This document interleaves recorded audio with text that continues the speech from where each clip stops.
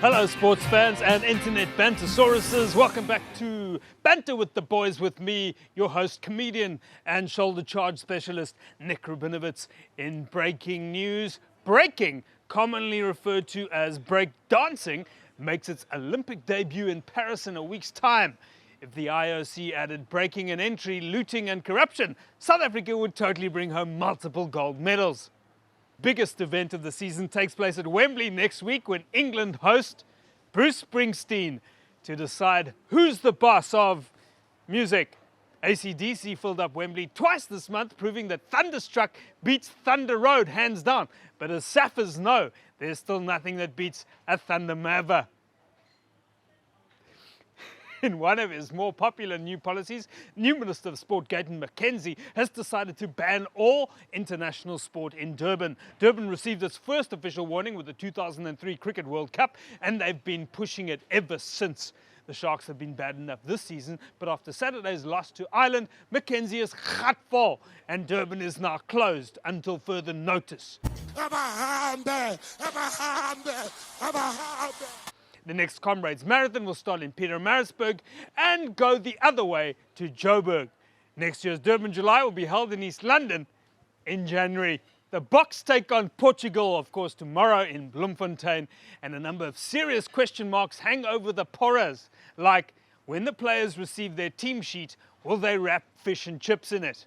And every time they take a tap and go, instead of charging 10 meters, will the Portuguese charge $9.99? Coach Rassi believes second-tier nations are on the rise, but the only time the Portuguese have ever given South Africans a hiding in Bloem was the time 3 Grey High students stole a copy of Hustler from the local spa.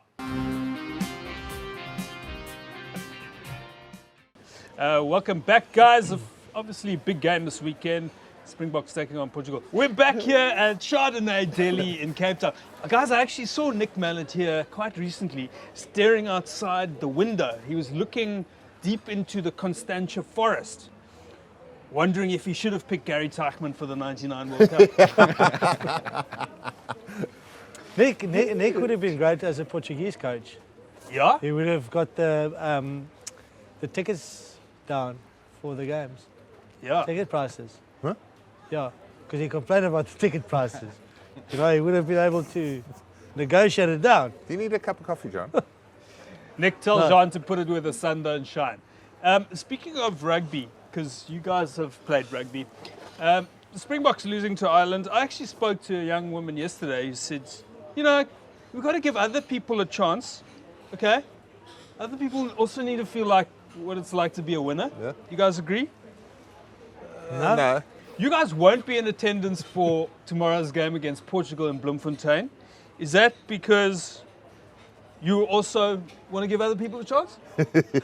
Yes. So you do agree. Everyone does need to be a winner. Today's guest shared the Rugby World Cup in 2007 with both Jean and Schalk. These days he shares his house with his wife and 3 kids, which suggests he's arguably still the hardest man in South African rugby. Please welcome mountain biker, cognac connoisseur, toothpick enthusiast, and part-time actor, the Ryan Reynolds of Springbok Fly Halves, Andrew David, Butch from Bananaland James, Hey. the first of his name. How's it, Butchie? guys? How's it, Butchie? Welcome, How you partner. doing? Lekker. Andrew. How's it? No, lekker, man. Lovely.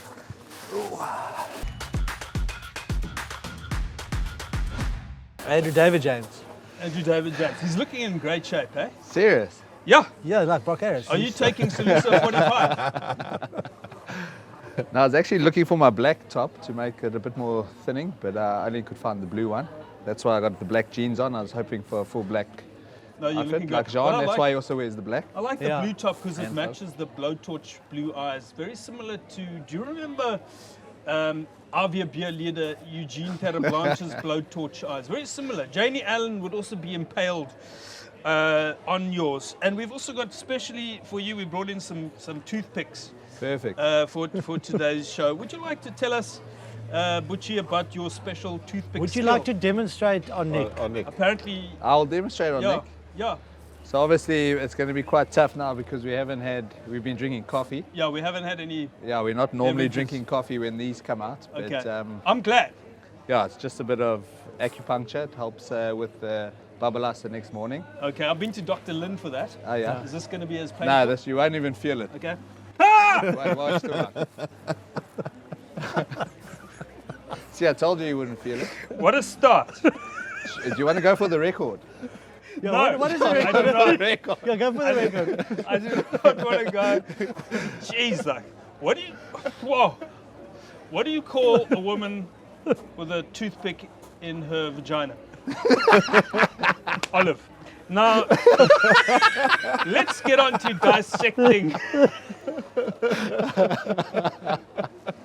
I can't believe I walked straight into that.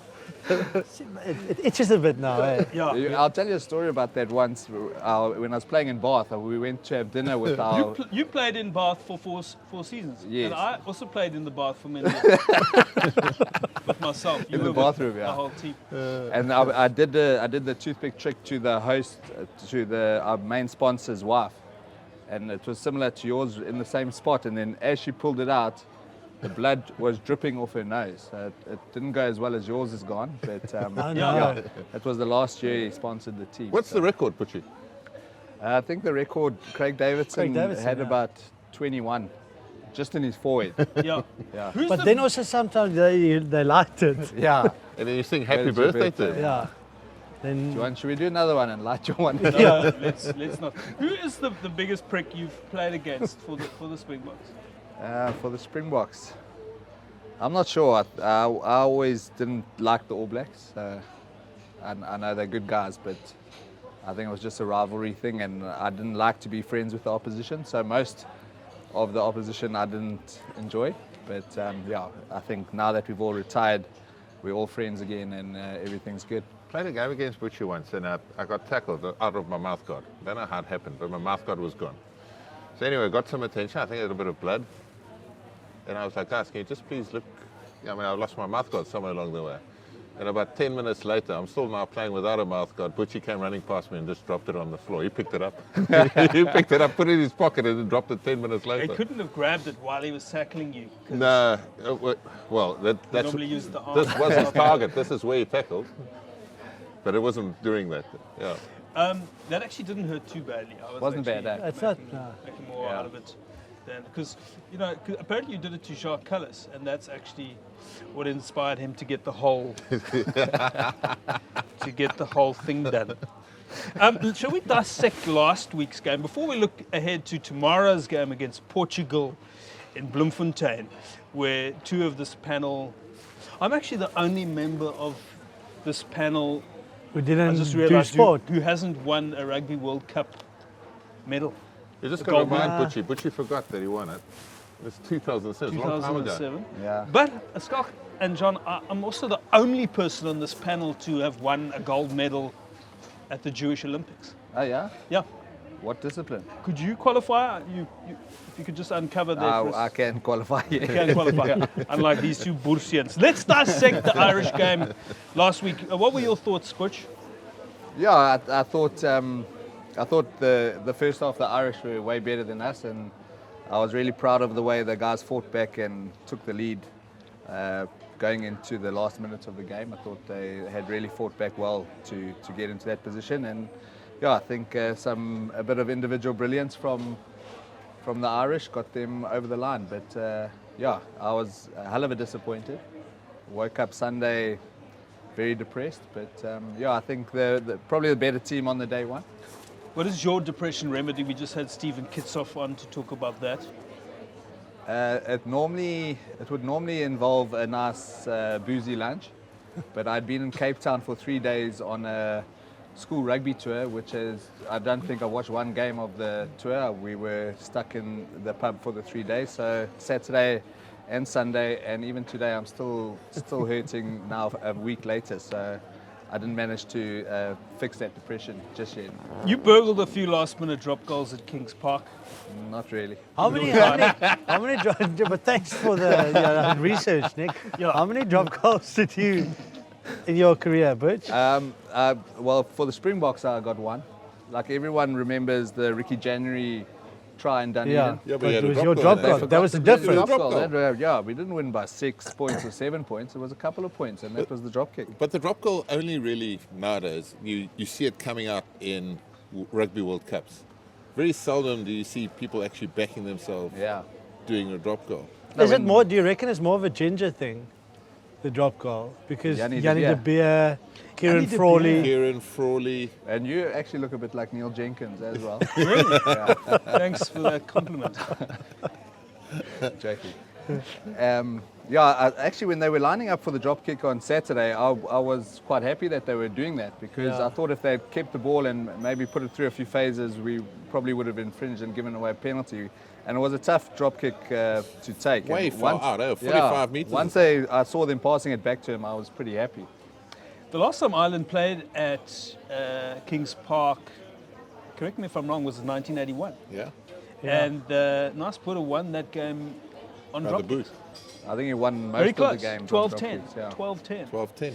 to the I Springboks. saw Ray Mort at the airport and said he played in that game but he didn't touch the ball. Oh, really? Yeah, he said it didn't go past nice. he ran up and down. That's not nice. If you That's play a not game nice. and you don't touch the ball. Sasha Feinberg, we haven't discussed Sasha Feinberg and Gomezulu on debut, or the previous week was debut. No, not the previous week. 3 weekends before that against Wales. Time is merely In a London. construct, Sean. Okay, I'm Oh, it was just saying. Wales? Really? Oui. I think he's really exciting, and he was probably one of the standout players for the Springboks Yes. on the weekend. But he was playing at fullback. I love him at fly half, so I'd love for him to go to a province or at the province he's playing at to get a chance at fly half. I think it will be tough because at the moment the Stormers do have Marnie and he's playing really well. So yeah, but I don't know if he'll move. I don't know if you guys know. We had Dobbo on the show previously and he said that Sasha came to him and said he wants to play flower. Butchie, and do you think, like, is he ready and mature yet to be able to go into a test match, for example, as fly-off, or do you, like we've seen with like a Dan Carter, for example, playing at 12, a lot of test matches, and then only did they move him to 10. Aaron Major, same thing, he was also kind of playing both.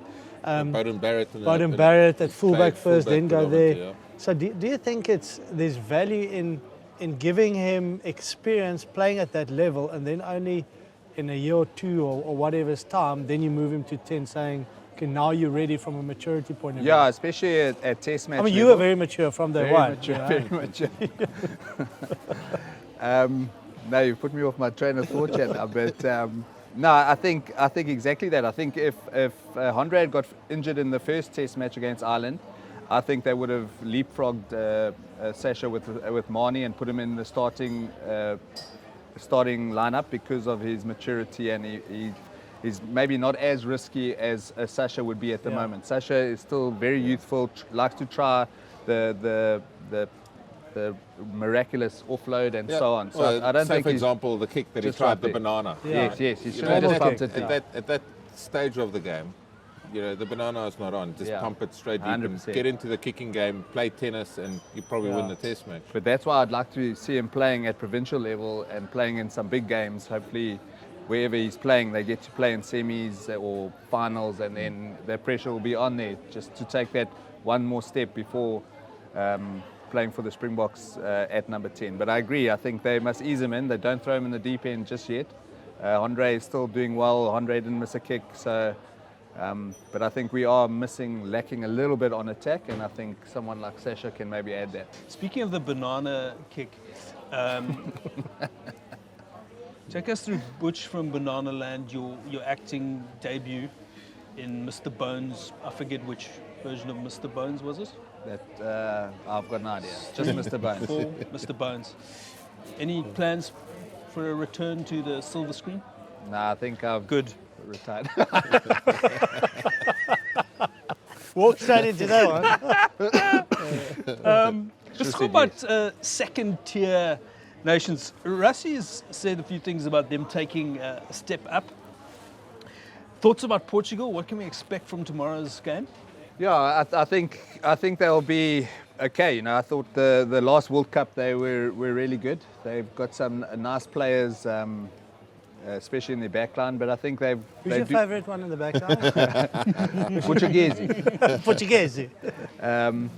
I like their fullback actually. I've forgotten what his name is, but I think he's one of the guys that is injured. But he's a really good player. So yeah, I think they might be a bit short tomorrow against our guys. But yeah, I agree with what Rassi's saying. I think all the minnows are definitely stepping up.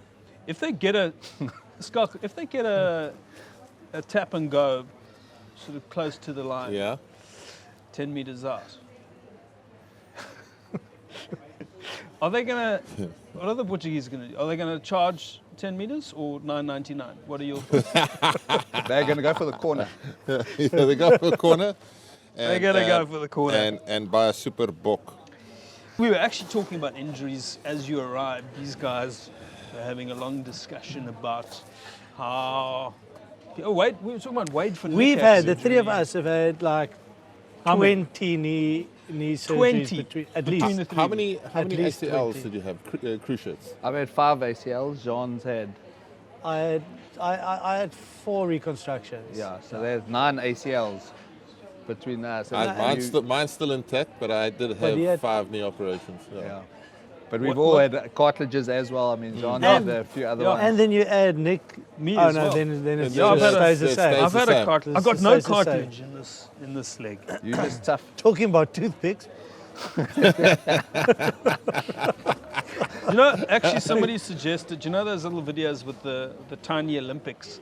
How this could be like Cheslin could use this to throw javelin at the Summer Olympics. But on a serious note, what does go through your head when you're on the field and you hear that snap, that twang, that bang? What noise does it make? What do you ACL feel? is not- What there's goes no through your noise. head with those big injuries? No, it's Immediately- sickening sometimes. I eh? immediately think rehab, Yeah. and I've got to go to the gym, which. I wonder Obviously, if- that gas you get, that's pretty No, cool. that's what I want to ask you. I mean, I saw that when you got injured at the World Cup, and then you were in a lot of pain, but then they gave you that green whistle. Yeah, not And the then you wo- were... Green whistle. not at the world. That was against Wales the year before when I Yes, did my yes. knee. Yeah, and it takes the pain away immediately, and you're in a bit of a vibe. You've got a bit of a vibe going. That's apparently how Rassie came to replace Malcolm Marx, our Yes. starting hooker, with a fly-off. Is Malcolm did his knee, and he was obviously in pain, and they carried him off, and he was pissed off at the whole world, screaming, raging. He got there, and the doc gave him one of these masks, and he was taking a couple of these things, and Rassie was sitting next to him, and he's like, "Malcolm, how are you feeling?" He says, "Not great." He says, "Okay, have a few more," and he had another 2 of these puffs, and he's like, "Malcolm, how are you feeling?" And he's like, "Way better." So Rassie said, "Can I have some of it?" So Rassie took one deep one, back, took another second deep one, and then he decided to replace Malcolm Marx with Andre Pollard. And that's why they call him Rushy. Malcolm actually got injured against Ireland. Did that look deliberate in any way? I don't think it's deliberate wanting to hurt the guy's knee, but it's deliberate in terms of your movement because it happens a lot. You kind of miss the clean and then you kind of slide off on the side and inevitably you end up on the knee with that crocodile roll.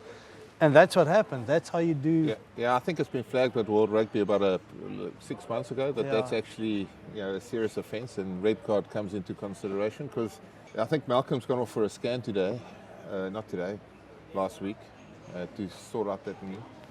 But that's such a dangerous movement, like that is career-ending stuff. It's almost similar to the no-arms tackle straight at the knees. That's just as dangerous for any player. So neck roll first, croc roll second. I think they still pinned the wrong oak. Kalen Doris for me gave up on it, and then James Ryan came with a force. But also it is Malcolm's knee that he operated on, so he'll be so nervous about that thing. Well, let's take a short break to cross to Taryn, who is coming to us live with fans in the stands. And Taryn, I'd just like to say, there's some things I know and some things I don't know. Have you seen John from Cincinnati? He says, "Butchie, there's some things I know and some things I don't know." And then Butchie says, "Don't say that, John. Rather say Butchie instead. Butchie instead."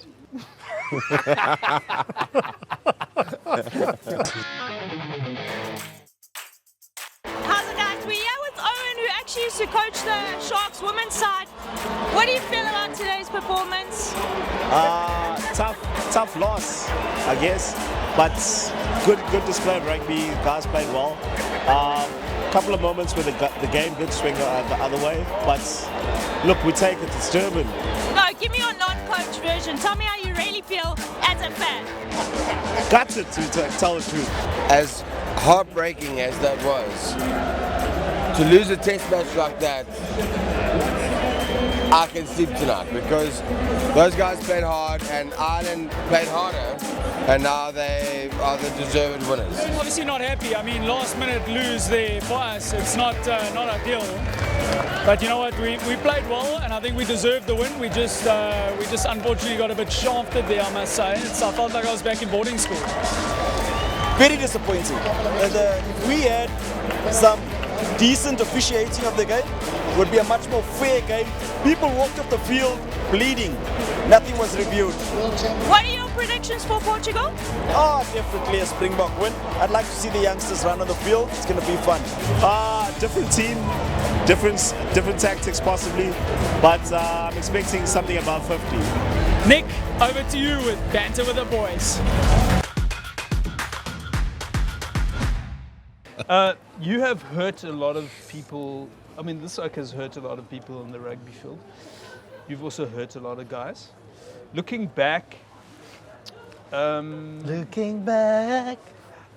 over your shoulder. How do you feel now?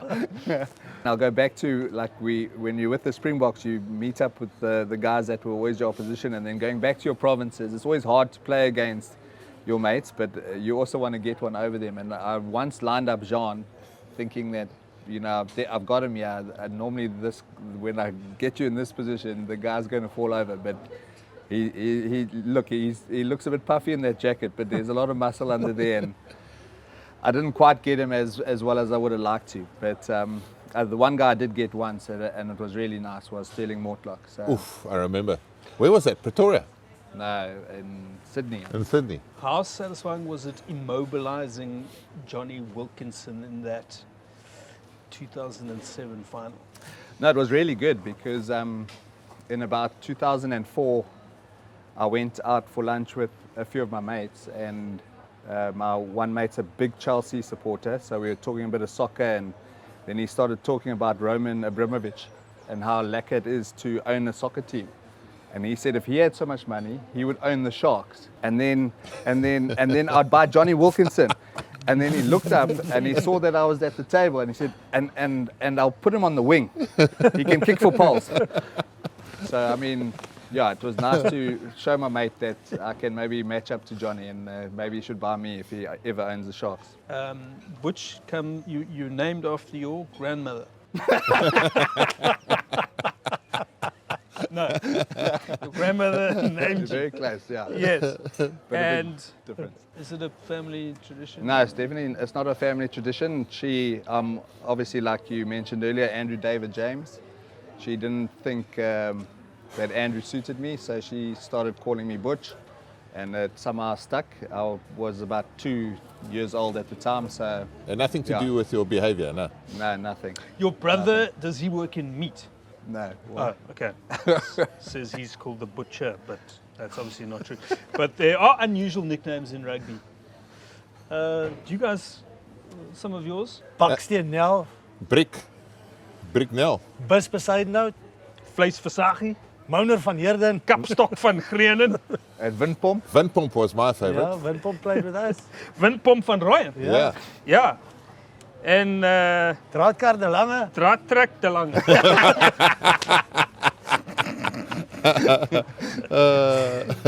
Ox and Oh, Che, we've got Ox. Os de Rand, Spicy Plum. Quagga?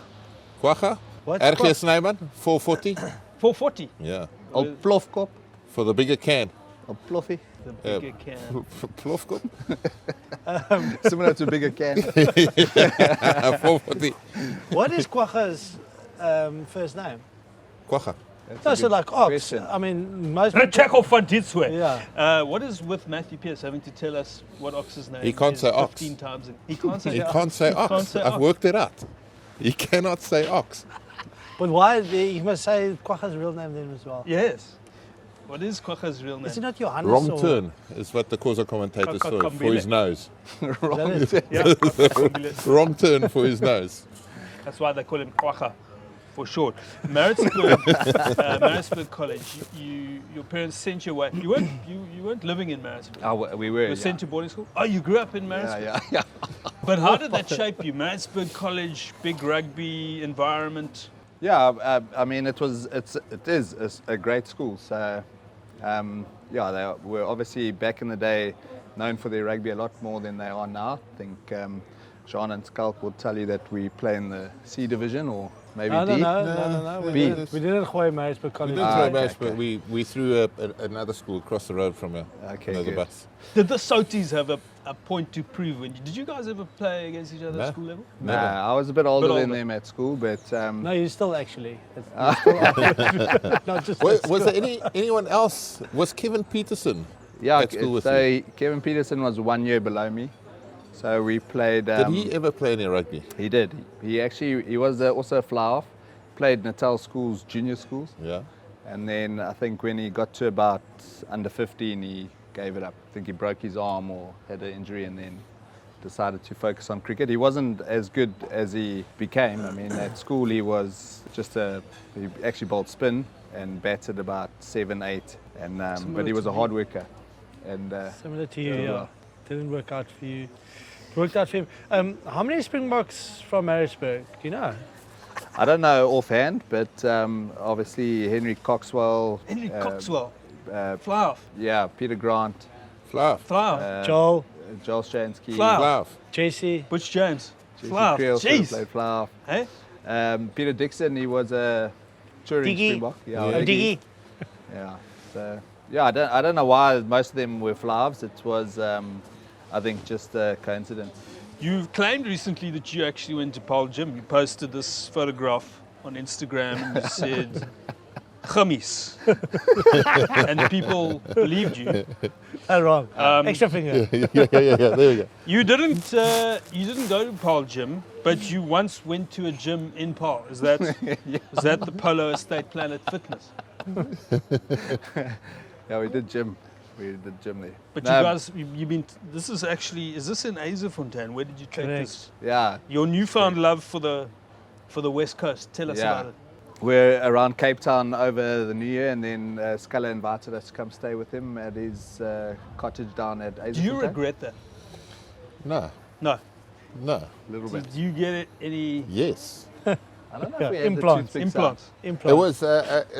Let's put it this way: if my December was quite quiet up until that point, it was less so after Butchie arrived. out.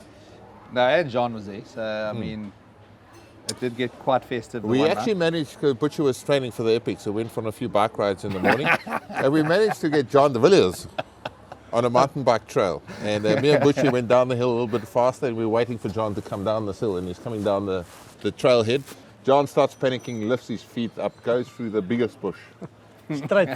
Straight through the middle of it without falling off his bike. You didn't grow up in the 80s, so it's the first big bush you've been through. But 2 epics you've completed. That's impressive. Schalk, have you entered the epic? No. My motto post-rugby is no pain, no pain. No pain, no pain. That's pretty epic. But, only 2 epics. No, I've done 6. I just want to say, yeah. Thanks for You doing the finished research 6. once again. I've done 6. Finished 6 epics. Barney's Army. Yeah. You, That's quite epic. I've had words with Schalk about this, but do you go full lycra for the mountain biking? I do at the Epic, just to fit in. Yeah. But otherwise, Do you fit in? to the lycra? No, I definitely don't fit in at the Epic. I mean, the guys probably weigh a third of what I weigh, so we do stand out like a sore thumb. I rode my last one with John Smit, so I mean, And he you're a third definitely of him. sticks out. Always amazes me, like John is about his mountain bikes. Is always chasing like how light my bike A is. lighter bike. My bike is like a 10.5 kilogram bike. It's a K lighter than the previous one, but John can just lose 20 kilograms. I've seen you on the mountain just over here, but I've never seen a lot of them come down, cycle back down into this Chardonnay deli. and I sometimes come here on a Saturday morning with my small kids, and then these guys come in, and it's just like a bit of glad wrap covering the 3-speed, and they're like, do you mind if we sit opposite your kids and show them our genitals while we sip on a flat white? I mean, they still have their helmets on, yeah. so they can't get it too Just thick. think you guys need to sort that out. Yeah, I try and avoid the lycra at all costs. Yeah. No, Good. it's a baggy and it's a t-shirt. We once, myself and John, we went to a talk with Oakley, and then Nino Schurter was there. So John, this was a couple of years ago, he was looking for a bit of advice. So he asked Nino, can you give me a bit of advice? And he said, he looked at John up and down, he said, less eating, more training. Harsh. He didn't take it up though. I want to ask, you played a lot of Super Rugby, obviously. What is the impact on our current players of not having the opportunity to play? Compare You've switched quite quickly now to serious. back Super to serious. Rugby. Yeah, I don't know how much it's impacting the guys. I'm not sure, but Do we miss that? I certainly miss it. I miss watching the New Zealand, especially the New Zealand teams playing at like Kings Park or at Newlands. So I do miss it a bit, but I think they miss us way more than we miss them. But we've got we're involved in a great competition now, and it's good for our teams. And yeah, we don't seem to be missing them at all. I think as fans. I think for us, if someone asked me the greatest comp you ever played in, I would go Super 12 or Super 14, maybe even Super 15. We obviously lost our way after we went through Super, whatever, we ended up 18. But that was amazing. Like a short, sharp 3 months, start in Feb, finish in May. I mean, that's what we grew up on. Yeah. We grew up watching it. Like the irony now is if the All Blacks come out here, we played that test at Umbombela 2 years ago. Most of those players haven't played in South Africa. It's the first time. It was a culture shock for them to come to a test match in Nelspruit of all places, where the stadium was full 4 hours before kickoff. It was drank dry an hour before kickoff. They didn't understand that environment, which, from how we grew up, how we got to know rugby. It's incredible to think that. Yeah. That's what I just wanted to say is that, when you speak about Super Rugby, you had Super Rugby when it was strength versus strength, each team playing each other at least once, versus towards the end when you had the Sunwolves and you had the Jaguares and you had, and you only play half of the teams, and then there's playoffs, but in the playoffs all the countries need to be represented, so it's not actually the top teams. The biggest that make issue it, was that we don't understand it. We had to go for the June break. Yeah. So we played before, and then there was a June break And where then all the play test after that matches, again. and then you played after. And by doing that, we also obviously hung the Curry Cup. The Curry Cup became a secondary competition. So just to add to that point, when Super Rugby was strength versus strength, you play every team at least once. That was a slug. Every single week, any team could beat any of the others. Whereas now it's very much lopsided, and you'll have a Kiwi team winning every year. Yeah, I must say, the URC now for our generation of players, or what we've got left in South Africa, it's a softer competition than what Super Rugby used to be when we were younger. It was a tough comp. Yeah. Now it's a softer landing, and you can, there's a few big games. You think of the top Irish sides, but then there's also nothing against them. The Welsh sides, or the Stormers may differ. They lost against Ospreys, and the Italian sides, which you think if you get them at home, you're going to get a result. Where Super Rugby, you looked at that fixture list and you think, I don't know when my next win's coming from. It's also the time span of these competitions now. If you think URC, it'll start again this year in what? September? August, September, and run till June. It's a bloody long competition, and to keep track of it, you lose interest, and then towards the end, when it gets interesting, who's going to make playoffs, who won't make playoffs, then interest builds up again. But I just think it's just so long. And that's probably the biggest difference between the Super Rugby of like you said, 3-4 months. No, that's what Super 12. Short and sharp. Super 12 was a good one. Quality 11 every games. weekend, How does it feel to lose? We did it once, but to lose a Super Rugby final at home? Yeah, it's not good. That was actually my second final that I played in for. Brumby's the first one. That's right. Campbell. Yeah. So, but going into the 2007 one, obviously we all know how that ended, and it was terrible, man. I used to wake up in the middle of the night, and then the first thing I thought of was bloody Japan. Brian scoring. And especially if you had it as well. Like it's Yeah, like no, you. I mean, it's always hard to say this, but like you pretty much lost it. Yes, yeah. No, we had it wrapped up, you know, and just to that's exactly why we would wake up, and then you start thinking back over your head and in your head like what we could have done differently and what we should have maybe done, and this was all at the time when we were at the World Cup, you know. So now we keep thinking. I kept thinking about the Super Rugby final. Then we start doing well. We get through to the final of the World Cup, and now you in that week. I mean, your demons are definitely around, because I'd played in a few Currie Cup finals and hadn't won, and the 2 Super Rugby finals, and now we're in the Rugby World Cup finals. So, I mean, obviously you do start thinking, will you ever win something? And now you got the biggest opportunity to win the biggest trophy in rugby, and then is it going to be the same sort of thing, you know? But luckily it wasn't. We won that one, and the memories of the Super Rugby are a lot easier to take now than if we hadn't won the World Cup. Here's a question, your views on the TMO. So if you had the TMO back in 2007, the way that it's implemented now, you win that Super Rugby. Yeah. That last breakdown. Because if I remember correctly, there was like hands in the ruck. Yeah. Was it Derry Keane or whatever? Yeah, somewhere. Remember that Well, day? maybe Donnie, I think, did a scoop. Yeah, back, like off the ground. So, Yeah. and I think that's maybe a good example of what why the TMO should be there, but that it needs to be quick and sharp, and that you eventually get the right decision to get the right result. Yeah. Because in essence, I mean, John, we couldn't really. The Stormers wasn't going through a good phase then. We had 2 weekends off during lovely. that phase. Yeah, I remember you got watching it. it at the vet Barry's house. Your house, yeah. I was lying in the swimming no. pool, watching it up the swimming pool. Was that not when we were at Dougie's house? No. No, that was probably the semi-final weekend, the weekend before. What is it like to win a Rugby World Cup final? Yeah, I think it's pretty hard to explain to someone. I think, like I've just mentioned, I hadn't won too many other things before there, so to win the pinnacle was really special. And How did you feel walking onto that field? You're in the tunnel there, Twickenham. Was it Twickenham? No. But thanks again for the research. Paris. Yeah. Thank you very Paris? Stade de No, France. I mean, the work Stade that de you- France. Yes. How did you feel there in the tunnel? yeah, again, like I was saying now, I was feeling a bit like I had to get this monkey off my back, and so I was hell of a nervous. But again, like most rugby games, as soon as that first kickoff is taken, you switch on, and the rest of the game is a bit of a blur. I mean, I didn't even know there was a streaker that had run onto the field during the game. David Miller. But it was just a hell of a relief at the final whistle there once we had won it. Personally, you know, and then we played at 9 o'clock, and then the game finished around 11.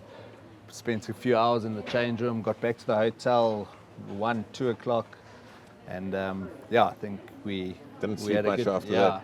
we had a Can good I time. just say It's a long day to get to that final. that Yeah. it was worse for me Yes, Yeah, sitting in I'm the sure. sitting Yeah. when you're watching it. Yeah, yeah, When yeah. you've got so much, obviously, Yeah. you don't make the 22 back then. You sit there next to the field. You're just as in it as the guys playing. Yeah. They've got control over it. Yeah, you're way more And nervous. you're way more nervous. You're like living every second as well. Yeah. And I mean, but then the euphoria after that is like, And It's it's amazing. it's bloody edgy environment, you know. Like we felt like we had extra gear to go to, but like we were largely in charge, and we were just like edging them out. Like Yeah. it was, you know, just grind away, and it's only started enjoying when we went 15-6 up, where I thought, okay, I mean, we can't see them scoring twice, and we were actually, fronting up and picking their runners off. But that's the only time I actually enjoyed the fun. The rest But of the time even- I was just running around there. even that, and comparing it to the guys,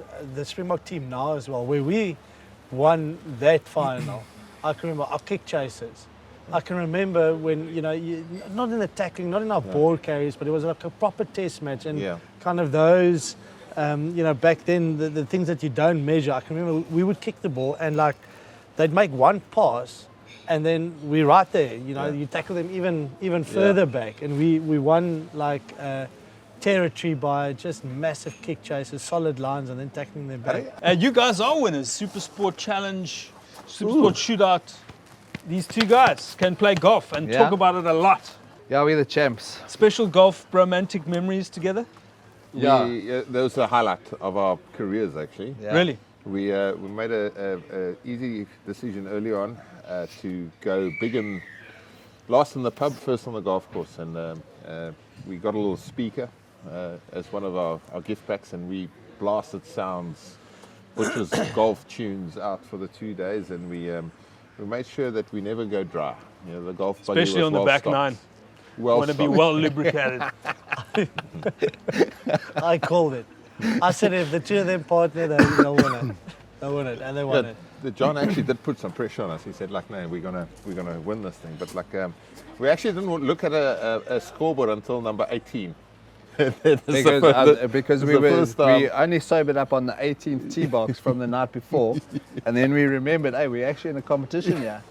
Let's have a look at the scoreboard, and then that's when we saw we were tie lead. And then made eagle on the last. No, I I made a par with the shot, so birdie. Birdie on the last. But the guys behind us, they were the tie leaders with us, and they actually dropped on the 17, but we didn't know that. So Yeah, so. A big thank you, rugby legend Butch James, ladies and gentlemen. Yeah, Butchie. And it's been a pleasure having you on, Butch. Good luck with Avante, Forentu, Vamos, etc. That is the last episode of this current season of Banter with the Boys. We've been honoured to have you on. We don't know when we'll be back. But we will. We will in time for maybe the international sheep shearing season. It's going to be a big one this year. Big one.